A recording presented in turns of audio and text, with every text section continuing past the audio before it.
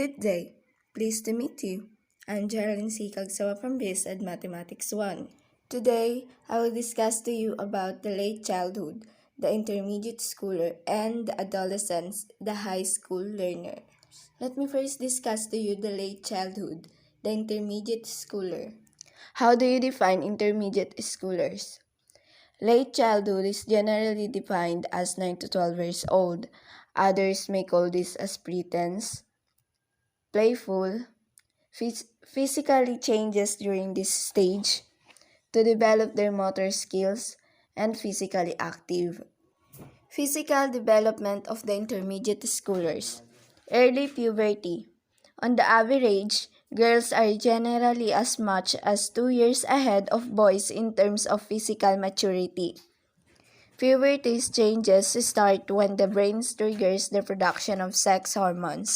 Changes during early puberty. On girls, small lumps from behind the nipple may occur, which sometimes could be painful, but eventually the pain goes away. The vulva start increase a bit. The vagina gets longer. The uterus gets bigger. Hairs will start to grow in the armpit and pubic area. The changes during early puberties of boys are the following. First, may also have swelling on their chest but tend to go away within a year. Subtle increase in testicle size. Penis and scrotum starts to grow. Semen may be released when he is awake or even during a sleep. Hair will start to grow and become thicker. New hair will start to grow in the armpit and pubic area around the genitals. May start developing chest and facial hair. Height, weight, and muscle development. Many of the bodily structures like the liver, muscles, skeletons, kidneys, and face follow a normal curve of development for both girls and boys. Increase in bodily fat. Girls appear to be chubby while boys tend to have more lean body mass per inch of height than girls. Let's talk about motor skills. During this stage, movements of the muscles and bones become more coordinated. At the age of 10 or 11 years old, most children will have learned to play sports like swimming, basketball, volleyball, and running. From the age of 8, children show greater coordination in writing. Insecurities. At this stage, children may become very concerned about their physical appearance. Girls especially may become concerned about their weight and decide to eat less. Boys may become aware of their stature and muscle size and strength. Implication to childcare, education, and parenting. During this stage, children are more physically active. However, they still have a lot of physical maturity to undergo. Here are some points to consider for healthcare providers, teachers, and parents. Provide opportunity at home and in school for physical exercises and sports. Encourage children to participate in varied worthwhile activities until they are able to discover the ones they are interested in. Develop a strong emotional attachment with your children so as to address any insecurities and social concerns. Since children in this stage have more control over their eating habits, provide them healthier food choices. Cognitive development of the intermediate schoolers. Initial cognitive characteristic. Their ability to use logic and reasoning gives them chances to think about what they want and how they get it. They now become very interested in talking about their future or even their potential careers. They develop special interests in collection hobbies and sports. They are even capable of understanding concepts without having direct hands-on experience. So let's now talk about the reading development of intermediate schoolers. Children in this stage is marked by wide application of word attack. They are no longer in the fairy tales and magic type of story, but are more interested in longer and more complex reading materials. Example, fiction books and series books. In choosing books appropriate to their age, consider the following. Consider who the child is, his or her personality traits, and personal preference when choosing a book. Make a selection with the child in mind. Choose an informational book or novel in an area of specific interest.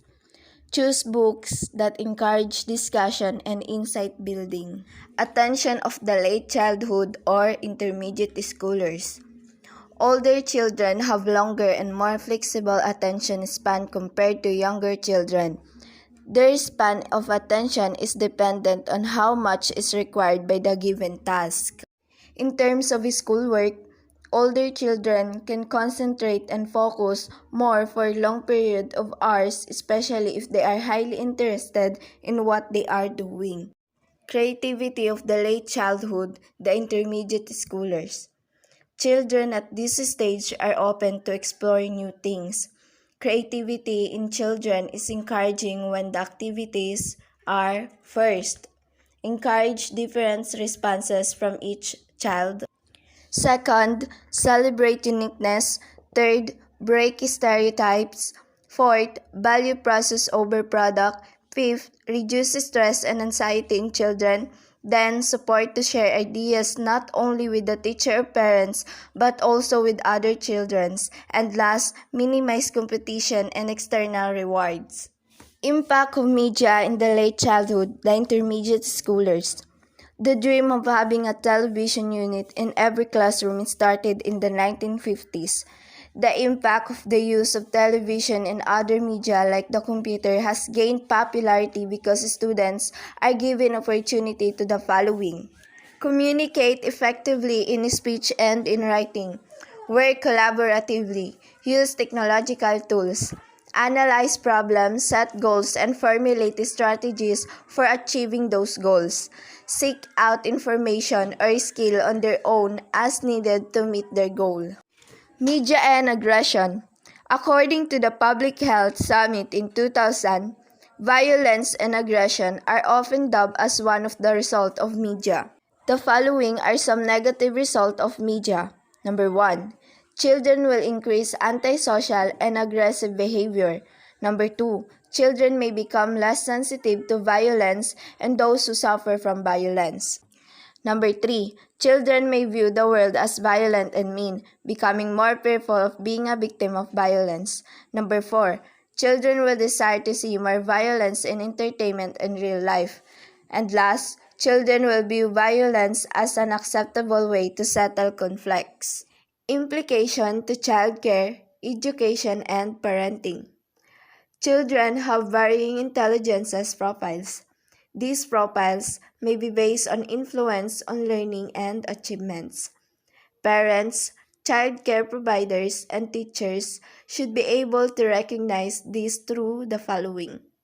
First, being an eager participant in children's growth and development. Second, understand how to use the children's natural curiosity to help make the appropriate development leap in their skills and abilities. And last, creating an atmosphere where risks can be taken and discoveries made while children remain safe. So let's now proceed to the socio-emotional development of the intermediate schoolers. Understanding self-competence, self-identity, and self-concept.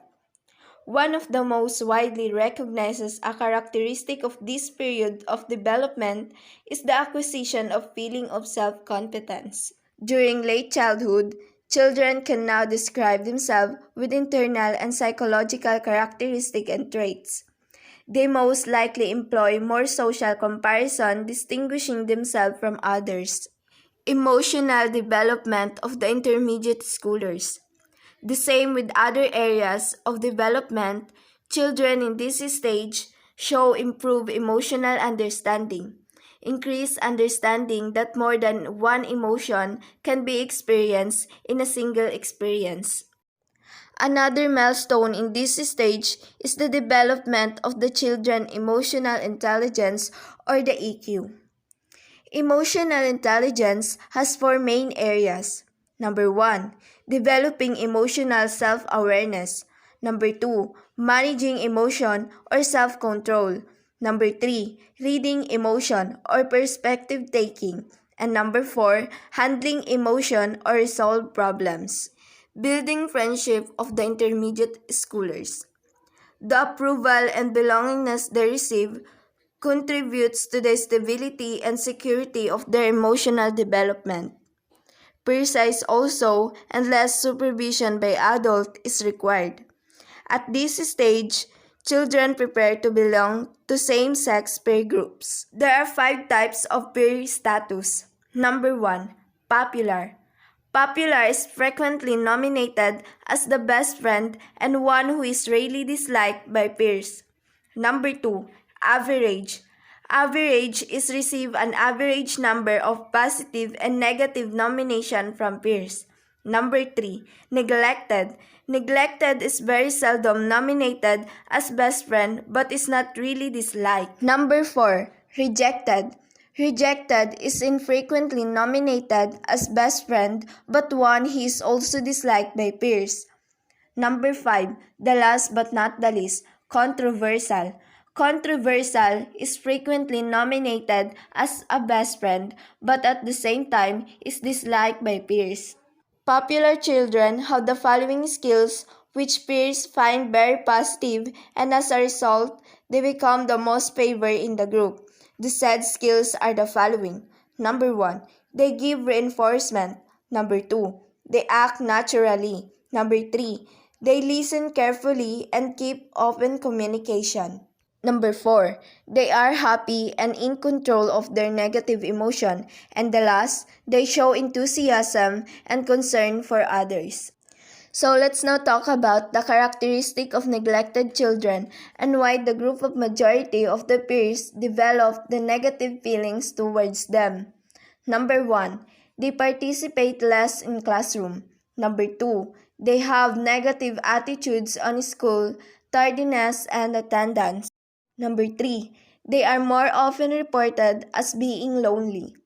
And the last, they are aggressive. So let's also talk about the family. Family support at this stage is crucial. If the children do not find a supportive family when they find their interest, they can easily get frustrated. If families are primary support system failure and setbacks become temporary and surmountable rather than something that is attributed to personal flaw or deficits. Implication to childcare, education and parenting. Intermediate school children's socio-emotional competency should be viewed in the context of the child developmental age. Healthcare providers, teachers, and parents should be able to gain understanding of their child's socio-emotional strength and weakness by encouraging children to talk about their feelings without doing it forcefully. Provide opportunities for children to build relationship with teacher and fellow classmates. Model healthy relationship. Remind children that friendship have their ups and downs and occasional conflicts and arguments can be healthy. Design activities that allow children to work on their own and discover activities and hobbies that they enjoy. So that's the end of my discussion about the late childhood, the intermediate schoolers. So let's now proceed to the next topic, which is the adolescents, the high school learner. Physical development of high school learners. Defining adolescence. Adolescence comes from a Latin word adolescere, meaning to grow or to grow maturity. Today, the term adolescence has a broader meaning. It includes mental, emotional, and social maturity as well as physical maturity. The period of adolescence begins with biological changes of puberty and ends with the role and work of adult life. Piaget says, psychologically, adolescence is the age when the individuals become integrated into the society of adults. The age when the child is no longer feels that he is below the level of his elders but equal at least in rights. This integration into adult society has many effective aspects more or less linked with puberty. It also includes very profound intellectual changes. This intellectual transformation, typical of adolescent thinking, enabled them not only to achieve their integration into the social relationship of adults, which is in fact the most general characteristic of this period of development. There are three stages of adolescence. First, early adolescence. Second, middle adolescence. And last, late adolescence. Adolescence is a stage of human development that coincides with puberty, a biological development occurring at the average age of 11 for girls and 12 for boys. There are factors which contribute to early puberty and delayed puberty.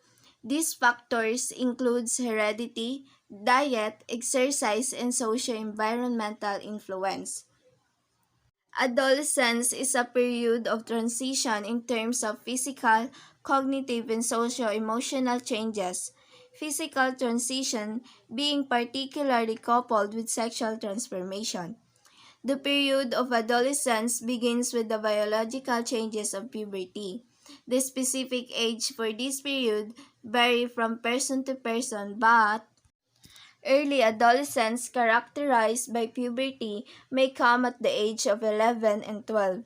Middle adolescents may meet identity issues within the age of 14 and 16, and the late adolescents mark the transition into adulthood at age 17 and 20.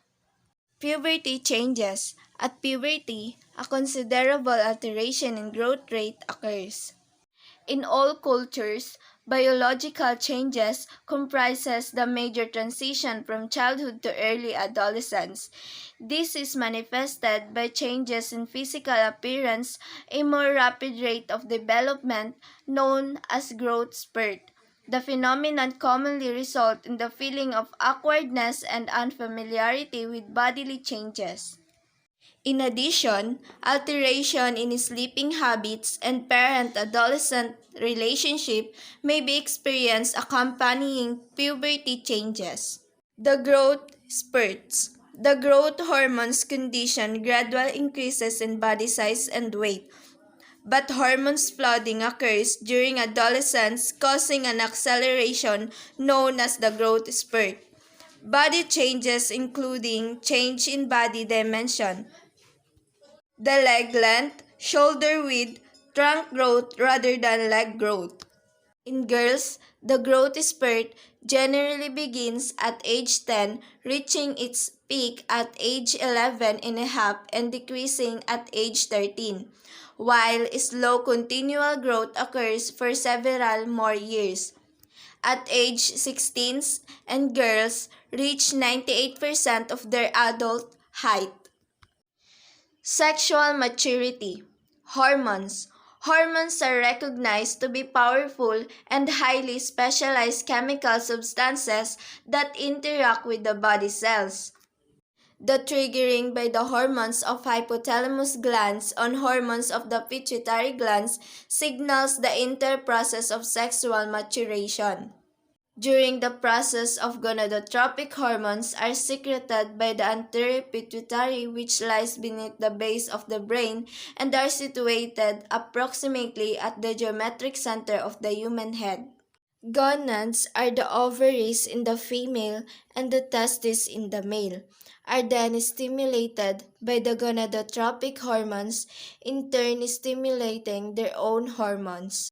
When the male testis is stimulated by the gonadotropic hormones, testosterone is secreted while estrogen is secreted when the female is stimulated. Secondary male sex characteristics are stimulated by testosterone comprised by the growth of the testis and scrotum. Penis and first pubic hair, the capacity for ejaculation, the growth spurt, voice change, facial hair development, birth growth, and continuing growth of pubic hair. The acceleration of growth precedes the first appearance of facial hair growth, occurring the late puberty. The lowering of voice, caused by the enlargement of the larynx and double lengthening of the vocal cords, is viewed to be the most obvious aspect of adolescent development. In contrast with menarche, sperm egg signals the first sign of puberty and sexual maturity in boys. At about age 12 or 13, boys experience the enlargement of the testes and the manufacture of the sperm in the scrotum, most likely experiencing the first ejaculation of semen, a sticky fluid produced by the prostate gland. The need to discharge semen occurs more or less periodically following pressure caused by the production of seminal fluid by the prostate gland. Nocturnal emission or wet dream occur during sleep, often caused by sexual dream. The secular trend.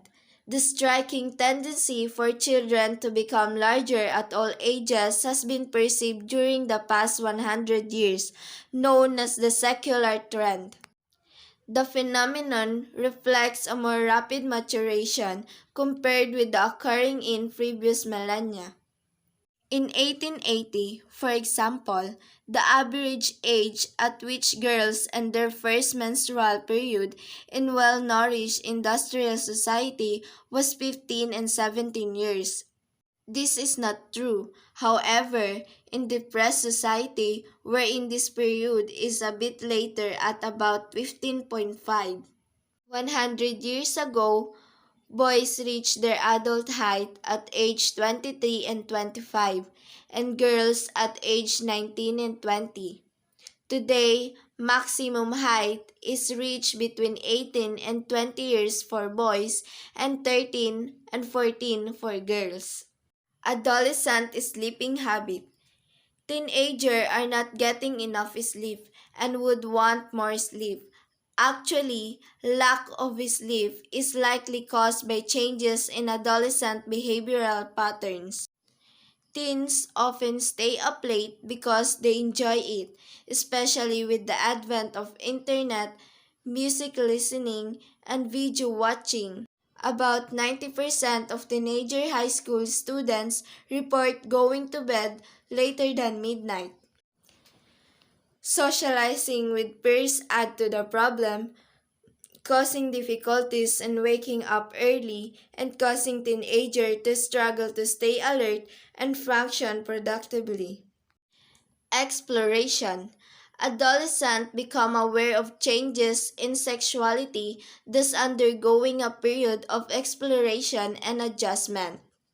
Learners from sectarian school are more likely to consider sexual open to be dangerous if not sinful. The case is not perceived among non-sectarian or gender-mixed school, although more danger exists relating to heterosexual relationship and early pregnancy among students in non-exclusive school. Pluses and minuses in early or late maturation. Early or late maturations deserve due consideration, as this can be a factor for adolescents' acceptance and comfort or satisfaction with his or her body image.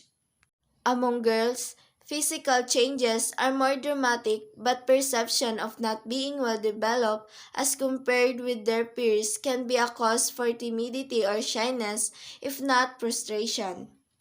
In the late of maturing boys, the slack in growth in the body build, strength, motor performance, and coordination may inhibit their performance in curricular and extracurricular activities such as sport.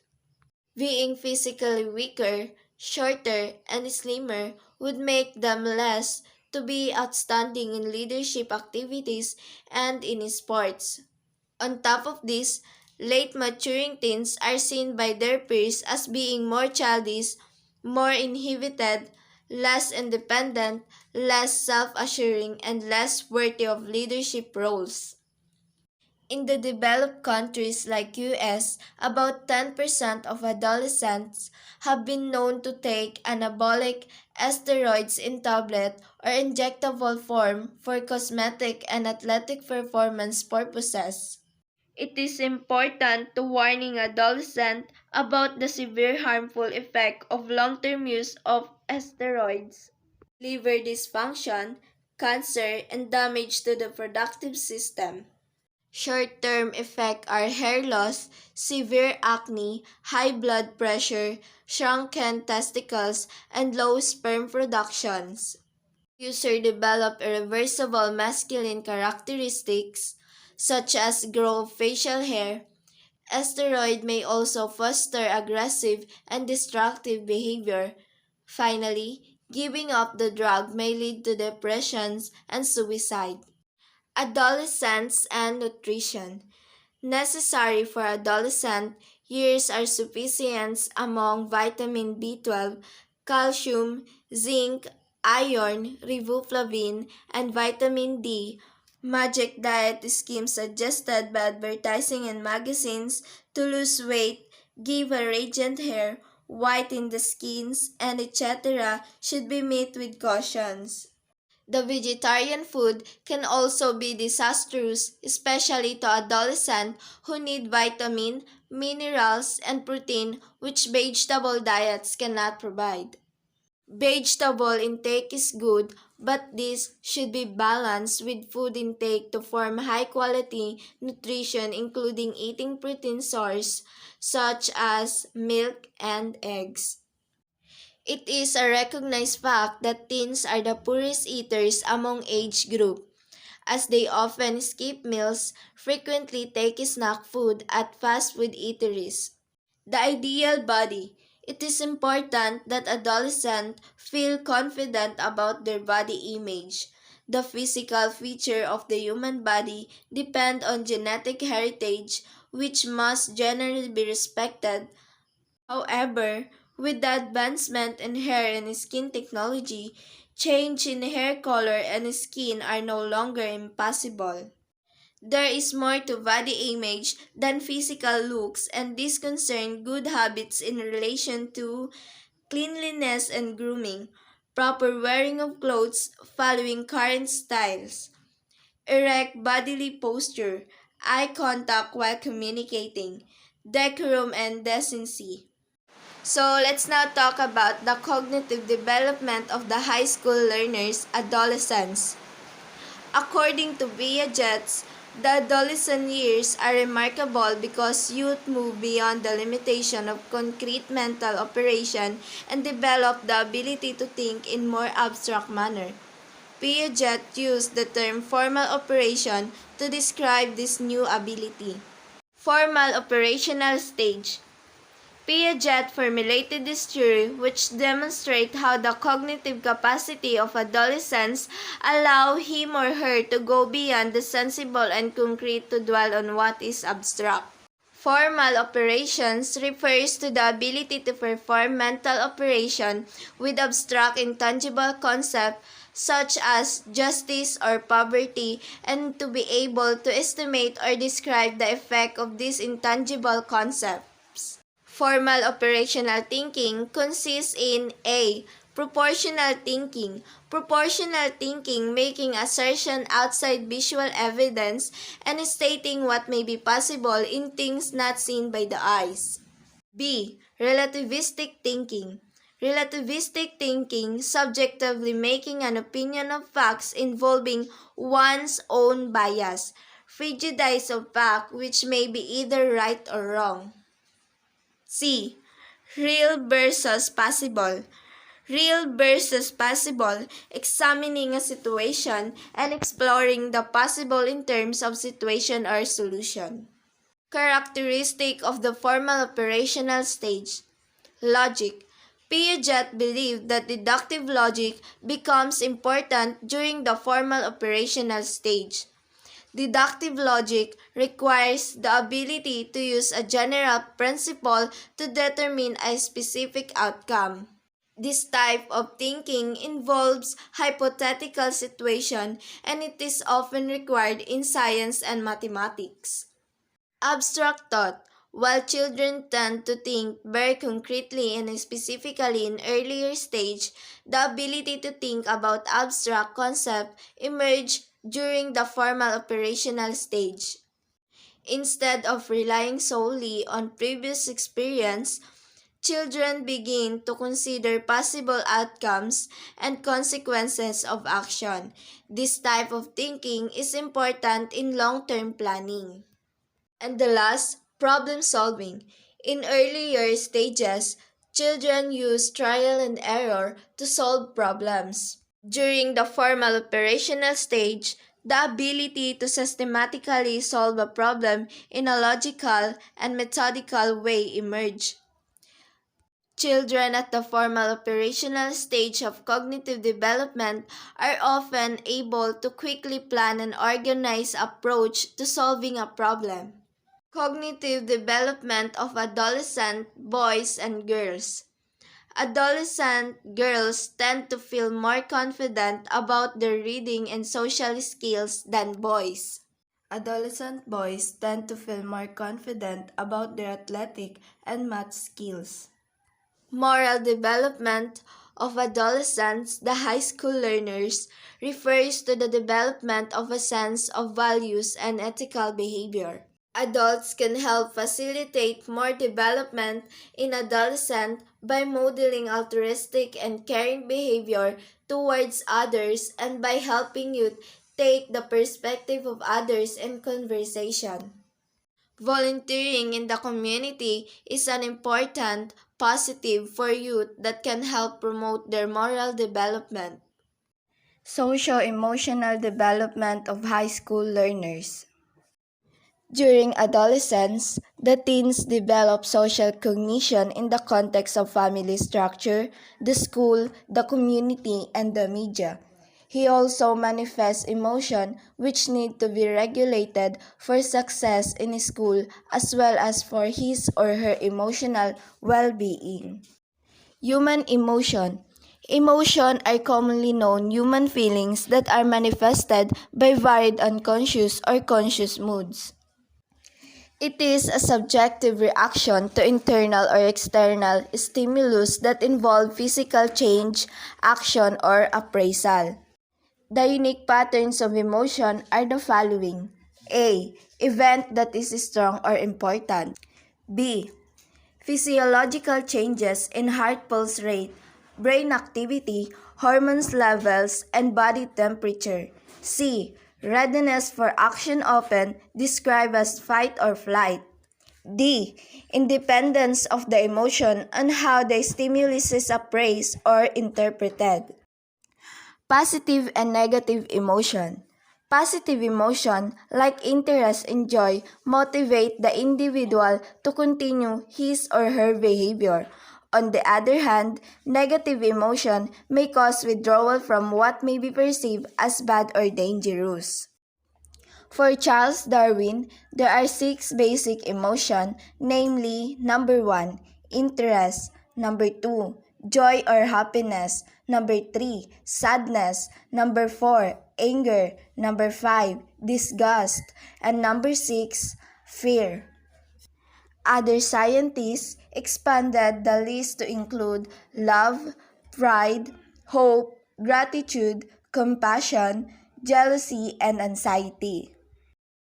Social emotions. Social emotions start to emerge as early as the toddler years, comprised by such feelings as envy, embarrassment, shame, guilt, and pride. Observable emotions during these years may not be accurate, but they can be a problem if not controlled. Emotions affect learning since learners pay more attention to things with emotional significance. Adolescents are seen to tend to emotion from social evaluation, such as feeling embarrassed when being looked at, also being fairly happy most of the time. An important lesson for high school teacher is you should not simply dismiss emotional negativity as normal phase but should address the needs of teenagers who are chronically happy or moody. Implication to adolescent care, education, and parenting. Emotional skills influence the adolescent's learner success in classwork. Learners who are able to regulate their emotion tend to be happier, better liked, and better able to pay attention and learn. As the teen is susceptible to peer pressure, the negative influence of social media, drug use and addiction, early romantic sexual adventurism, the teacher and the school can conduct intervention to assist the youths with focus on risky and inappropriate behavior while promoting positive development among adolescents.